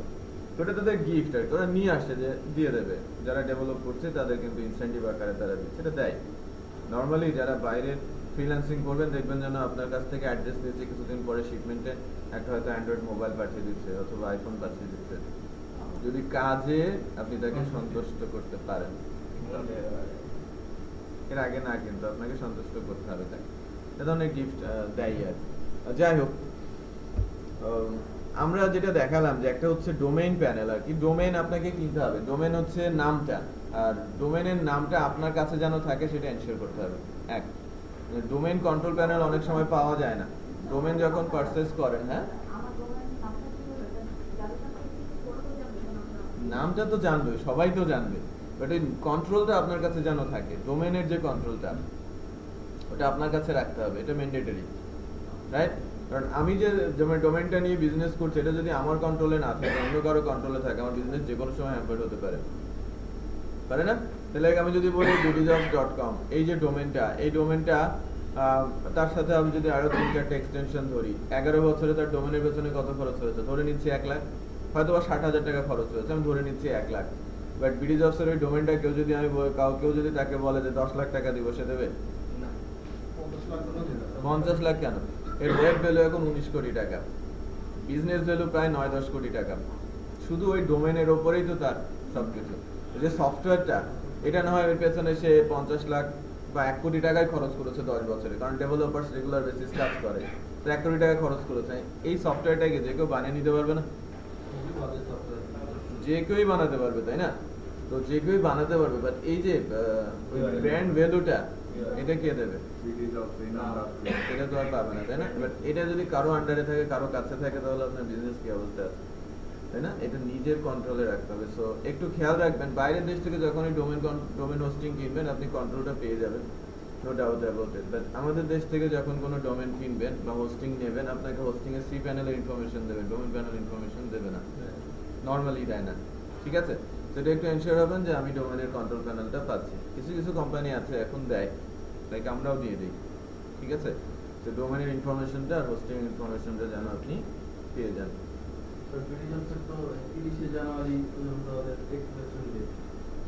এই ডোমেইনের তো এক্সটেন্ড করে দেবে, হ্যাঁ হ্যাঁ, কোড চুরি করে নেয়, আছে এরকম আছে, বাজে অবস্থায় কোড চুরি করে, ডেটাবেস নিয়ে। যাই হোক, ওইটা হচ্ছে আমার ডোমেইন। হ্যাঁ, ডোমেইন পয়েন্ট করা থাকবে হোস্টিং এ। নর্মাল রুলস হচ্ছে ডোমেইনটা পয়েন্ট করা থাকবে আমার হোস্টিং এ, আর ওই হোস্টিংটা অ্যাকচুয়ালি আমাকে যেটা করতে হবে, যে হোস্টিং এর পাবলিক এইচটিএমএল ফোল্ডার বলা হয়। এই যে আমি হোস্টগেটারের বা এটা কিন্তু অ্যাকচুয়ালি এটাকে একটা সি প্যানেল সফটওয়্যার, যেটা পিএসপি দিয়েই তৈরি করা, এবং এটা বেশ পাওয়ারফুল। আমি যদি ফাইল ম্যানেজারে যাই, যেখানে অ্যাকচুয়ালি কোড রাখতে হয়, এই যে ওয়েব রুট পাবলিক HTML, ওনার যেহেতু এটা আনলিমিটেড প্যাকেজ, উনি কিন্তু প্রচুর সাইট এখানে আপলোড দিতে পারেন। প্রত্যেকটা ফোল্ডার এক একটা করে সাইট আর কি, মানে অ্যাড অন ডোমেন আকারে অ্যাড করেছেন। সো আমি যেখানে সাইটটা অ্যাড করতে চাচ্ছি, এটা কি লিখেছেন, watermark.com, তাই না? এই ফোল্ডারের মধ্যে যখনই আমরা সাইটটা দিয়ে দিব, আমরা যখনই ডোমেইনে হিট করব watermark.com, তখন আমাদের সাইটটা চলে আসবে। মানে এই পার্টিকুলার পাবলিক HTML, আমরা যখন ফ্রেশ হোস্টিং এন্ড ডোমেইন কিনবো, তখন কিন্তু পাবলিক HTML এর ভেতরে কোড তুলতে হবে। আর যেহেতু ওনার এটা অ্যাড অন ডোমেইন আকারে আমি যাচ্ছি, সো কোনো একটা পাবলিক HTML ফোল্ডারের মধ্যে একটা ফোল্ডার করব আমার ডোমেইনের নামে, তার ভেতরে আমি আমার কোডটা রাখবো। আমি বোঝাতে পেরেছি? এটা তো অ্যাড অন ডোমেইন, বাট আমি যদি শুধু আমার এমন একটা ডোমেইন আর একটা হোস্টিং প্যানেল কেনা আছে, আমি কোড রাখবো কোথায়? পাবলিক HTML ফোল্ডারে, ডিরেক্ট এই লোকেশনে। ক্লিয়ার সবাই? এই লোকেশনে আমি আমার কোডটা আপলোড করে দিব। যদি সি প্যানেল থেকে কোড আপলোড করা খুব ইজি। আর যদি আমার FTP অ্যাকাউন্ট থাকে, তাহলে আমি কি কিউট FTP অথবা ফাইল জিলার মাধ্যমে আমি ফাইল ধরে ধরে বা ফোল্ডার ধরে ধরে আপলোড করব। সি প্যানেল নর্মালি এখন সবাই দিয়ে দেয়, তো সি প্যানেলে ঢুকে আমরা ফাইল আপলোড করার চেষ্টা করছি এবং এটা খুব কম সময় নেবে। স্যার এটা যেহেতু আনলিমিটেড, এর জন্য প্রত্যেকটা ওয়েবসাইটে একটা ফোল্ডার থাকে। হ্যাঁ, মানে আপনি আনলিমিটেড ডোমেন যেহেতু হোস্ট করছেন, মানে অ্যাড অন ডোমেন আকারে, এই জন্য আপনি কিন্তু ফোল্ডার ধরে ধরে করতে পারেন। তখন কি হবে, যদি আনলিমিটেড ডোমেন না হয়, আপনার ডোমেনের পর স্ল্যাশ দিয়ে ওই ফোল্ডারের নাম লিখলে তাহলে অন্য সাইট চলে আসবে। অ্যাড অন ডোমেইনটা কি স্যার? এটা অ্যাকচুয়ালি অ্যাড অন হোস্টিং এর জন্য অ্যাড অন ডোমেন বলা হয়। যে আপনি হোস্ট করবেন, ওই হোস্টিং এ কতগুলো ডোমেন সাপোর্ট করবে। একের অধিক যদি ডোমেন সাপোর্ট করে, একটা থাকবে মেইন ডোমেন, দ্বিতীয়টা থাকবে অ্যাড অন ডোমেন, তৃতীয়টা থাকবে অ্যাড অন ডোমেন আকারে। আচ্ছা, তো আমি যেটা করতে চাচ্ছিলাম, আমাদের সাইটটা এখানে আপলোড করে দিতে চাচ্ছিলাম। হাতে সময় খুব কম, পুরো ফোল্ডারটা নিয়ে করতে হবে। আমি পুরো ফোল্ডারটাই আপলোড দিয়ে দিব। আমাদের ওটা এডিট করে নেব।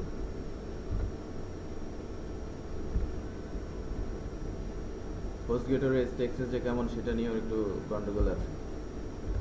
হোস্টগেটের এসটিএক্সএস কি আমাদেরটার সঙ্গে কাজ করে? হ্যাঁ, ওকে, মিলে না? একটু প্রবলেম আছে। কোঅর্ডিনেটরের প্রজেক্ট খুব প্রবলেম করে হচ্ছে GoDaddy হোস্টিং এ। ঠিক আছে, GoDaddyটা খুবই বাজে অবস্থা ওখানে। ডোমেন কিনে এবং হোস্টিংও দেয়, খুব চিপ কস্টে দেয় এবং পরে খুব বেশি প্রবলেম হয়। হ্যাঁ, FTP দিয়ে আপলোড করতে খুব ঝামেলা করেছে।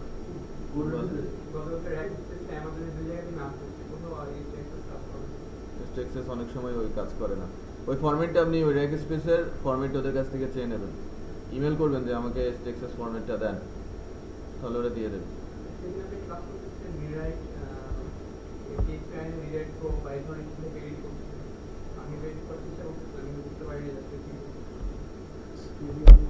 এডিট করে নেবেন না, যে ইউআরএল দা বেস ইউআরএল ওগুলো এডিট করে নেবেন। ওইটা আমি আপলোড করার পর এডিট করে দেব।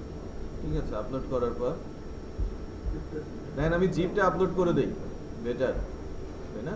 সি প্যানেল যেহেতু আছে, আমি জিপটা আপলোডের পারমিশন চেঞ্জ করবেন না। হ্যাঁ, জিপ করে নেওয়াটাই বেটার, অনেক দ্রুত আপলোড হয় আর কি। আমি জিপ করে নিয়েছি, আমারও হাতে সময় খুব কম। htdocs ব্লগ,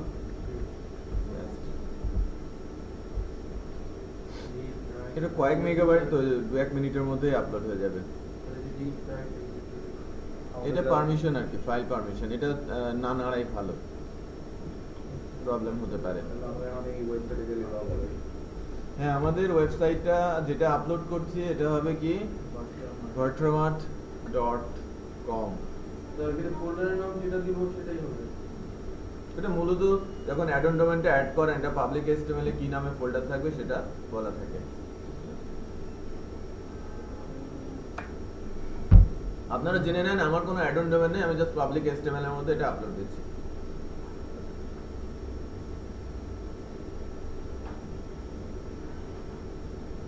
আমি এই টেক্সট রুলসে যাওয়ার জন্য বলছি, যেখানে বিপিএস কমপ্লিট বিপিএস, এখানে আমি আমার মতো করে এই টেক্সট নিতে পারি। ওদের কাছে এই ওদের বিশেষ করে যেটা চাইবেন যে মড রিরাইট ওরা ডিফারেন্ট স্টাইলে লিখে, বিভিন্ন সার্ভার মড রিরাইটের যে এসটিএক্সএস রাইটিং রুলস এটা ডিফারেন্ট স্টাইলের। এই রুলসটা কি অ্যাপাচের মধ্যে থাকে না, আপনার অ্যাপাচির মধ্যে থাকে এক্সটেনশনগুলো, আপনি এনাবল করবেন না ডিসেবল করবেন এটা আপনার ব্যাপার। ওই এসটিএক্সএস রাইটিং রুলসটা বিট ডিফারেন্ট হয় ভিন্ন ভিন্ন সার্ভারে। ওকে, সে একটা লিনাক্স সার্ভারের জন্য এক্সিকিউটর কোথায় ও অ্যাক্সেস দিয়ে কারণ অপারেটিং সিস্টেমের ফুল অ্যাক্সেস চাই আমার কাছে। আমি ইচ্ছা করে নতুন অপারেটিং সিস্টেম দিতে পারি, উইন্ডোজ দিতে পারি, লিনাক্স দিতে পারি। তো যেহেতু আমার একটা অপারেটিং সিস্টেমে ইউজ দিতে পারছি, এই জিনিসটা জানি যে কোথায় গিয়ে করতে হয়, তাহলে হয়তো আমি নিজেই করতে পারবো। এগুলো ছিল এগুলো হ্যাঁ পিসি না, পিসি আছে বলে বা চিল্লাবেন এভাবেই। হ্যাঁ আচ্ছা, তো আপনার ভিপিএস সার্ভার তাই না? ভিপিএস সার্ভার হলে আপনার কাছে কন্ট্রোলটা আছে। আপনি কি ডাব্লিউএসএম ইউজ করছেন কোনো? আমি মানে টার্মিনাল দিয়ে পুরো যেটা ইউজ করি। এক মিনিট।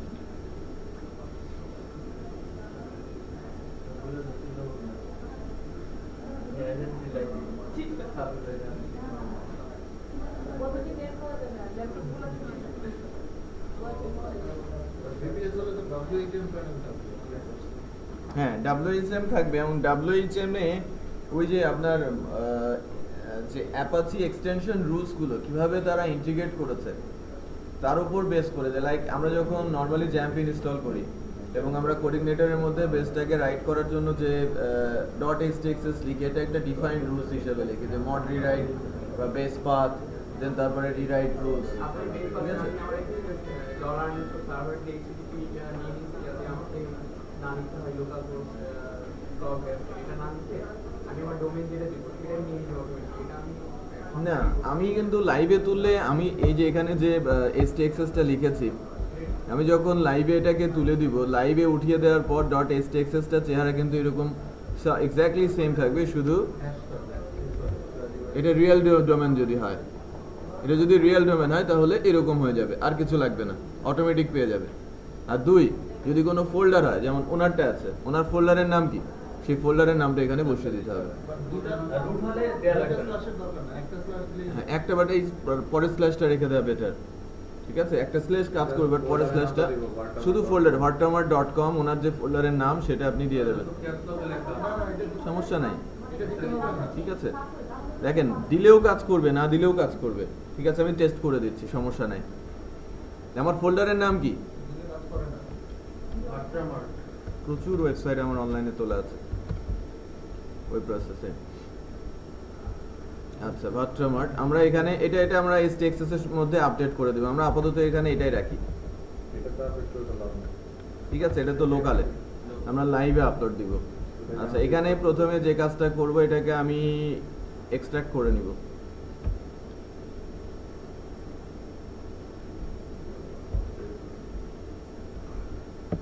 কি হলো? এক্সট্রাক্ট তো হলো।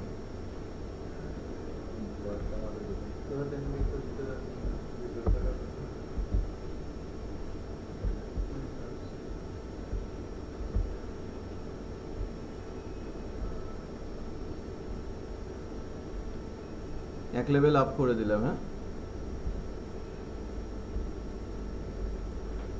কি হলো? মুভ করবো আর কি, সিলেক্ট করি, মুভ ফাইল। ঠিক আছে, কোথায় গেলাম? whattamar.com এর মধ্যে কিন্তু এটাকে মুভ করে নিয়ে গেলাম। তো মুভ হয়ে গেছে, ওয়ান লেভেল আপ যায়, আমার কোড চলে আসছে। তাহলে আমার এখন কি এই ফোল্ডারটা দরকার আছে? নেই।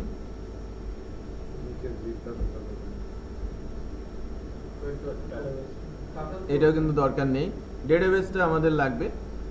আমাদের যে কাজটা করতে হবে আর কি, কনফিগের মধ্যে এই ফাইলটা কোড এডিটিং আমি করে দিচ্ছি। এডিট,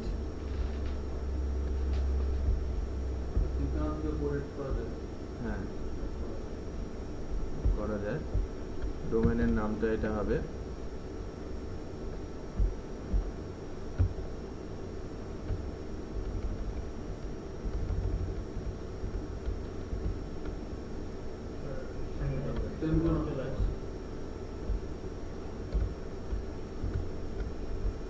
এটা গেল, আমার এখানে ডোমেনের নামটা আপডেট হয়ে গেল।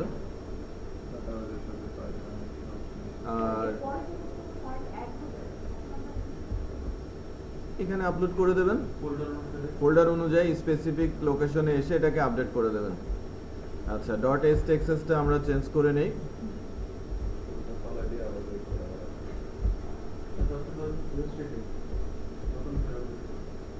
আপনার ফোল্ডারটার নাম কি ক্যাপিটাল লেটারে না?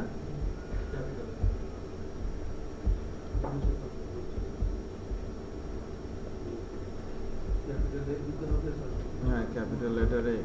এটা ক্যাপিটাল লেটারের নাম, ফোল্ডারের নাম যে হবে, এটা লিনাক্স তো, হ্যাঁ লিনাক্স কিন্তু case sensitive, so case sensitive ইস্যুই সে নেবে। ফোল্ডারের নাম যেহেতু কেস সেন্সিটিভ, কেসে আছে, আমি কেসটা দিয়ে দিব। আচ্ছা, গেল, আমার htxsটাও আপডেট হয়েছে। কাজ বাকি আছে আমাদের ডেটাবেজে, আমাদের ডেটাবেজ তৈরি করা হয় নাই, তাই না? আমি কোড এডিটিংয়ে যাচ্ছি এবং সাথে সাথে আমার হোস্টগেটর থেকে নিয়ে আমি ডেটাবেজ তৈরি করব। ডেটাবেজটা কোথায়? উইজার্ডে যাচ্ছি,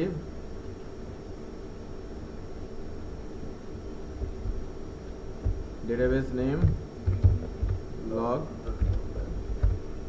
লিখা হবে কি? হবে, হ্যাঁ, মাসুদ ক্রিয়েট ডেটাবেজ। তো ডেটাবেজের নামটা একটু আমরা মনে রাখি, মাসুদ আন্ডারস্কোর ব্লগ। হ্যাঁ, মাসুদ চলে আসবে, এটা হোস্টিং সার্ভারের রুলস। তাহলে আমাদের ডেটাবেজ নামটা হলো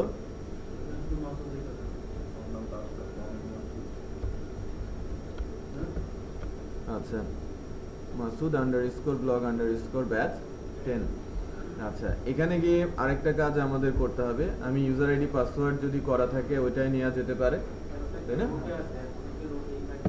হ্যাঁ,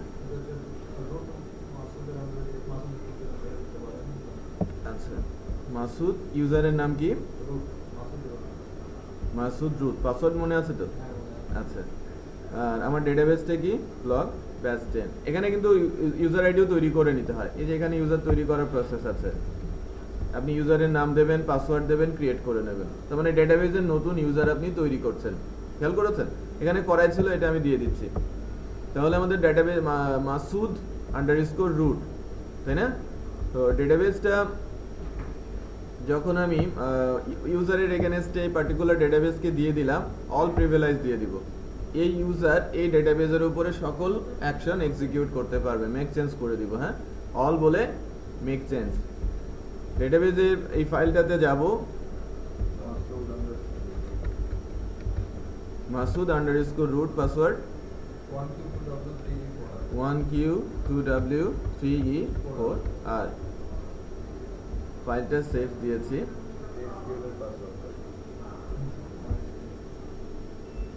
এই তো আমাদের সাইট, এখানে আমরা হোস্ট করেছি। TBL category does not exist, পেয়ে গেছে আর কি। হ্যাঁ, ডেটাবেস আপডেট করা হয় নাই, আমাকে ডেটাবেসটা শুধু তুলে দিতে হবে। আর লোকাল মেশিন থেকে যখন আমি ডেটাবেসটা দিব,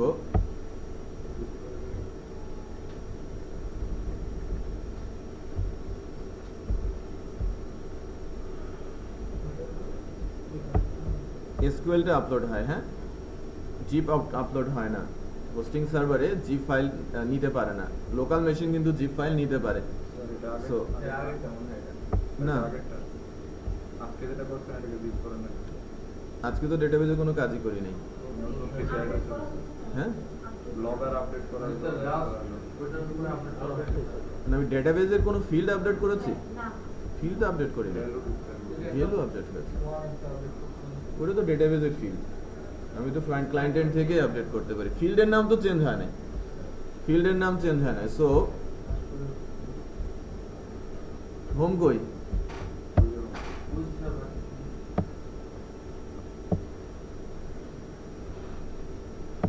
কোথায় যাব? হোস্টিং ডেটাবেজে PHP MyAdmin এ যাব। এখানে কি ইউজার আইডি পাসওয়ার্ড দিতে হবে? না, ডিরেক্টলি তো যাওয়ার কথা।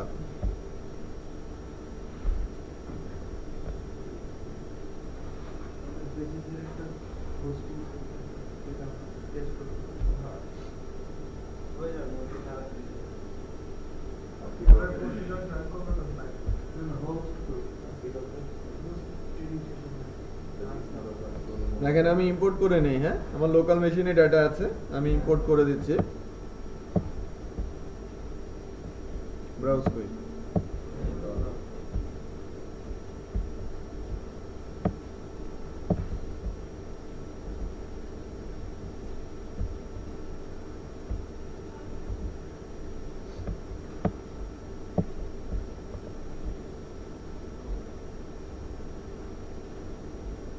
চলে আসছে না? এখন দেখি সাইট চলে আসছে।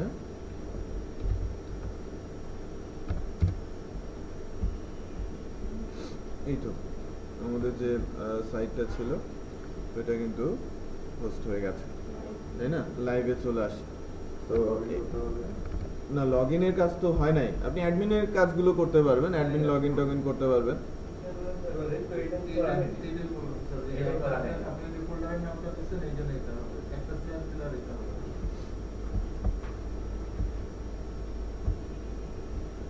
আর এটা তো ফোল্ডার না,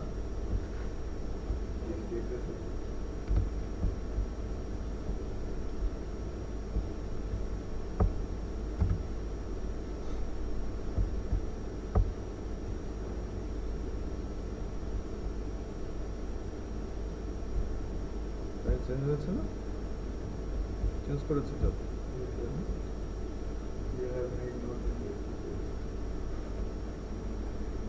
স্টিল ডেটাবেস নাই, যেমন আর এসটি অ্যাক্সেসেরই প্রবলেম। আপনি একটা স্ল্যাশ দিয়ে দেখতে পারেন। কোন স্ল্যাশ? একটা স্ল্যাশ? কেন তো একটা স্ল্যাশই আছে। পুরো ভাষা মাঠে একটা আউট করে দিয়ে শুধু মধ্যে স্ল্যাশ করে দিন। শুধু স্ল্যাশ, শুধু স্ল্যাশ, রুট, শুধু রুট না? শুধু রুট, আচ্ছা, তাহলে সিঙ্গেল স্ল্যাশ, মানে এটা ডবল স্ল্যাশ করে দিন। ডবল স্ল্যাশও কাজ করে, আচ্ছা ও তো অ্যাডন হিসেবে আছে না? ওটা রিয়েল ডোমেনে যেভাবে কাজ করে আর কি, রিয়েল ডোমেনে কিন্তু ওই জায়গাটা ব্ল্যাঙ্ক করে দিতে হয়। আচ্ছা কাজ করবে। এখন আমি একটা, মাই গুডনেস কতগুলো ইমেল আসছে, 61 মাত্র না? আচ্ছা আমরা একটা ইমেল পাই কিনা দেখি।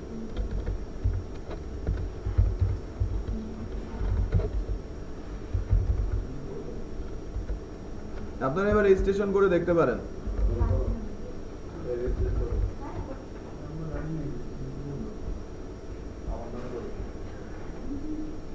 হ্যাঁ সবই ঠিক আছে, রেজিস্ট্রেশন করে দেখতে পারেন যে ইমেল যায় কিনা। তোপু থেকে একটা ইমেল যাবে, তাই না? আমি topu@yahoo.com দিয়েছি না, আর ডোমেন নেমটা কি দিয়েছি আমরা?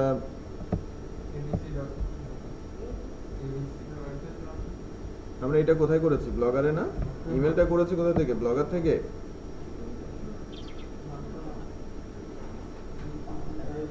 abc.com থেকে আর topu1826।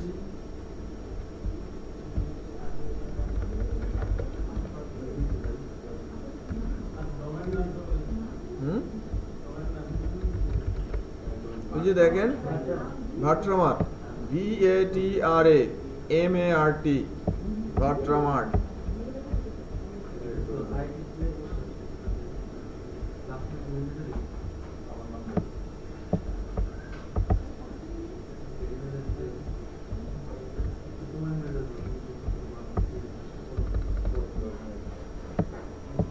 দেখি কাজ হয় কিনা, তাই না? একটা ইমেল আসে কিনা।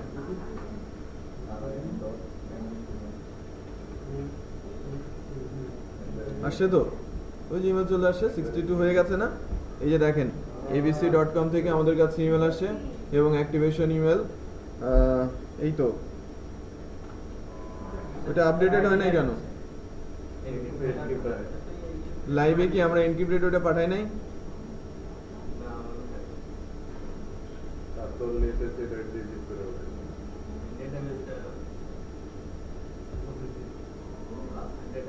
ও ঠিকই আছে, দেখেন পেছনে এনক্রিপশনটা আছে।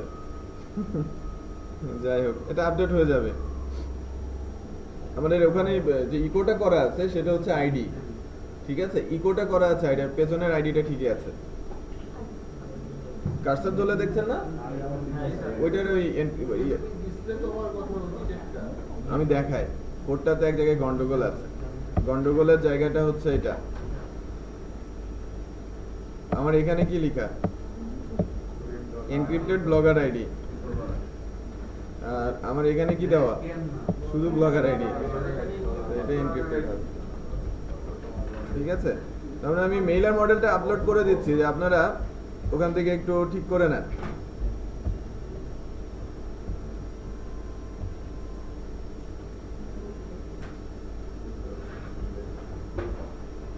মেইলার মডেল কেন, ভিউ, তাই না?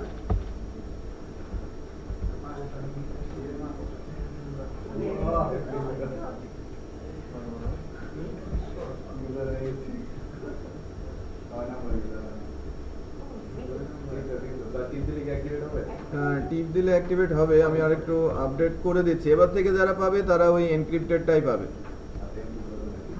আপনারা ওই যে রটা পেয়েছেন, এই যে ভুল করে তখন আমরা আইডিটা, এবার হবে, এবার ইমেল যাবে ওটা এনক্রিপ্টেড হয়ে।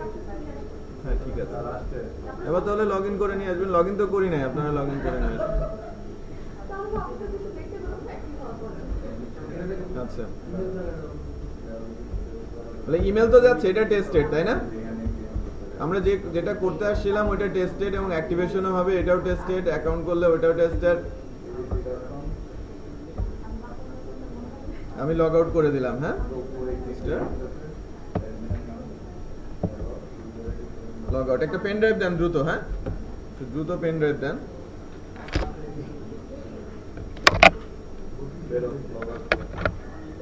একটা ইমেল করে দেবেন, সাকসেসফুল হয়েছে এর জন্য একটা ইমেল করে দেবেন, একটা সাকসেসফুল পেজ দেখাবেন এবং লগ ইনের অপশন দেখাবেন, আর লগ ইনটা করে নিয়ে যাবেন। 2-3টা কাজ দিয়েছি। যখন সাকসেসফুল হবে একটা ইমেল পাবে, আবার ফিরতি ইমেল পাবে ওই কাস্টমারই, যে আপনার অ্যাকাউন্ট অ্যাক্টিভ হয়েছে, এবং রিডিরেক্ট করে একটা মেসেজ দেবেন যে আপনার অ্যাকাউন্ট সাকসেসফুল হয়েছে, আপনি এখন লগ ইন করতে পারেন। লগ ইনের পেজটা দেখিয়ে দেবেন। ঠিক আছে, তাহলে আমরা অথেন্টিকেশন লেভেলটা দেখে পরের ক্লাসে। হোস্টগেটের এরর পেজ আসে, সাকসেসফুল আসে না?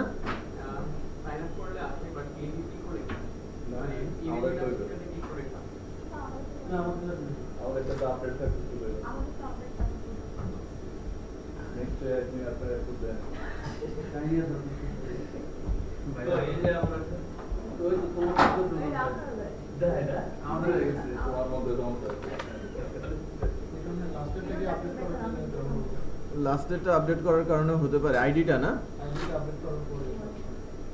আইডিটা আপডেট করার পরে ওইটা হয়েছে, ওইটাই হয়তো ছিল। আমি তাহলে ঠিক করে নিব, সমস্যা নেই। তাহলে ইমেল টেস্ট হয়েছে, ওখানে কোনো একটা গন্ডগোল আছে।